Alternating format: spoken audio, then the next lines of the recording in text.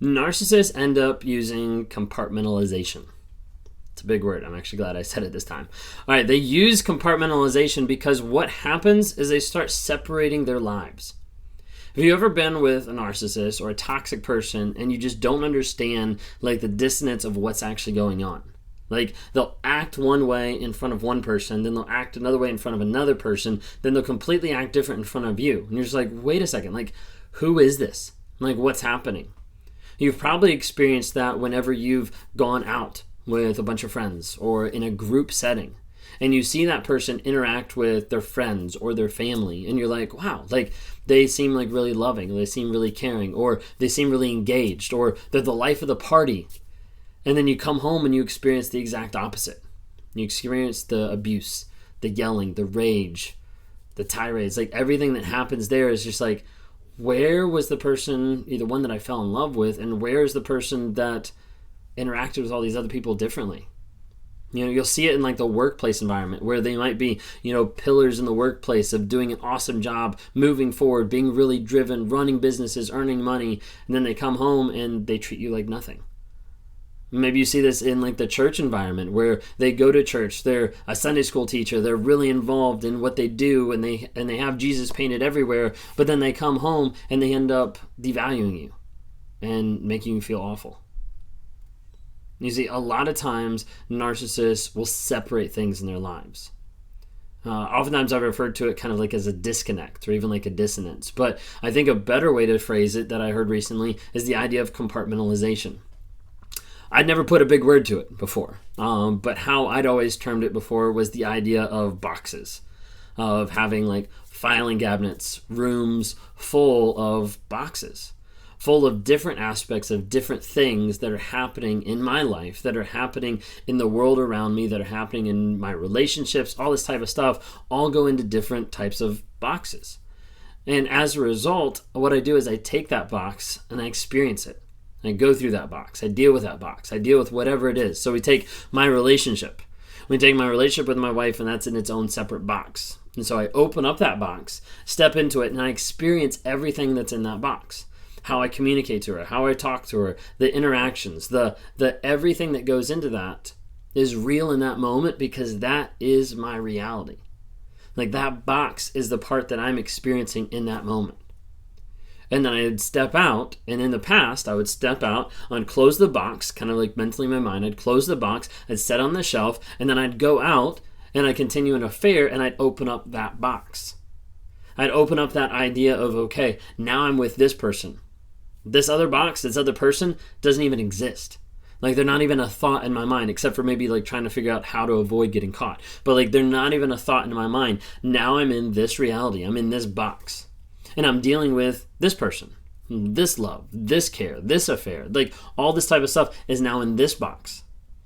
And so what happens is the more you develop these boxes, the more you start disconnecting and not caring, not showing any type of empathy, any type of emotion to a lot of different people because it's all in different boxes. For me growing up, I started to deal with these type of boxes and these type of ideas, not just relationally, but even like emotionally. Dealing with different feelings, different thoughts that either I wasn't sure how to process or I processed on my own.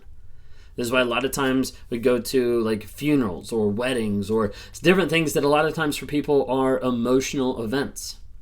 And at those events, I wouldn't get emotional. I wouldn't cry. I wouldn't, be super like happy in one sense. Like they would just be. Like the emotions that would just be there, but they wouldn't be very big. And a lot of people like, aren't you going to cry? Like, don't you have like tears? Like you just had a family member die? Like what's kind of going on? Be like, I'm sad, but okay. Like I knew that was like the right thing to say. Because what was happening was I was dealing with one of those emotions that was in a different box. So kind of like growing up, it'd be like the idea of like, okay, how am I going to experience when someone dies? So on my own, without anybody around, I'd take and I'd open up that box. And I experienced like, okay, what type of sadness would it feel? How would it be? Blah, blah, blah. And I kind of like go through that thought process. Okay. And once that was over, I close the box, put it up on the shelf and be like, okay, now I can check that box off of when someone passes away. I already have those feelings processed. Like I don't need to think about it anymore. I don't need to deal with it anymore. It's already like done. So then when someone passes away, like a grandparent or something like that, there's not really a whole lot of emotion or tie there because I'm like, I already dealt with that. That's the idea that I've experienced a lot of times with compartmentalization. The idea of being able to disassociate and have completely different lives, but then the idea to also have completely different emotions and completely different thoughts that once they've been processed, once they've been put in that box, and they get put on the shelf and they kind of disappear off the forefront of my mind. Oftentimes this has happened in the past with compartmentalizing different events or different traumatic moments or different moments that I caused someone else trauma. And those moments get packed up in a box or an envelope or a giant box, depending how big it is. They get packed up in a box and they get put away. And so over a period of time, there's an aspect that some of those memories, some of those thoughts tend to fade or tend to just be lost in the shuffle of boxes in my mind. As a result, sometimes that can be scary. Sometimes that can be unnerving when someone brings up something that actually happened, but it's something that I either already thought of or already processed. I box it up and I put it away. I stuck it down in a deep, dark closet far away in the house of my mind, and then I'm like, I don't even remember that happening.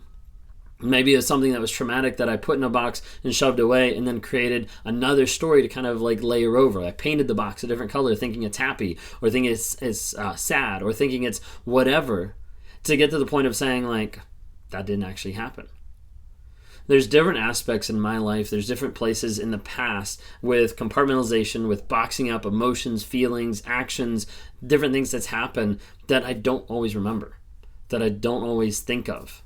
And then there's times where my wife will be like, do you remember that this happened? You actually did this. This is something that you did. And now, being self-aware, I'm just kind of like, whoa, really? I don't remember that. Or sometimes I'm like, no, there's no way that actually happened. There's no way that I did that. And she's like, yeah. And she shows me proof, or she just tells me and I'm like, okay, I gotta believe it because of the fact that that's who I was. That's how I acted. One of the times that really spoke to me and kind of jarred me awake, one of the most, was probably in the past year. There was a time I'd already become to the place where I was self-aware, I was getting into therapy, all this kind of stuff, but I didn't really think anything of these memory gaps or these boxing up different events. There was one night that Kayla and myself, we were out for a date. We came home, sat in the parking lot, sat in the driveway, and had a discussion in the car. So oftentimes at that time, we had the best discussions out and about or in the car because the house was just a toxic environment. So we sat in the car and we're communicating, we're talking about a bunch of stuff, and we deal with a conversation that was very deep. That was very, not hard as far as we weren't arguing or yelling at each other, but just very deep, very heavy. And we have this conversation. It's a 15, maybe 20-minute conversation. And we finish the conversation, we get out, we walk through the garage, walk in the door, and we go inside, and she asked me something else that's kind of a follow-up statement, follow-up question about what we just talked about. And I was like, I just kind of hem-hawed kind of my way around it. And she was like, no, you remember we were talking about, what we were talking about? And I was like, yeah, we were talking about, and I tried to make up something else. And she just looked at me, kind of calling me out. She just looked at me and she was like, do you not remember what we're talking about? And I was like, yeah, we were talking about, no, she's like, do you not remember what we were talking about? And I was like, no. It's I don't have a clue of the conversation that we just had. And at that moment, I got freaked out. At that moment, I was this is one of the only times that I can cognitively say hey, there's almost a blackout or an area where I just don't remember. Walked in and just completely blank. And I sat there and I'm trying to think. I'm I physically can't remember anything that we just talked about. And it wasn't until she recounted the whole conversation to me that I was able to actually piece some of it back together. But it was literally gone. And that was one of the things that freaked me out a lot. And I started realizing there's aspects of things that I've blocked out, things that I've put away, things that I've boxed up and shoved back in those far corners that I don't want to deal with.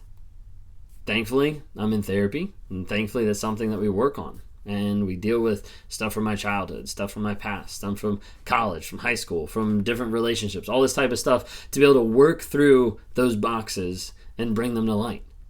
And sometimes that's extremely hard. Sometimes that's extremely painful.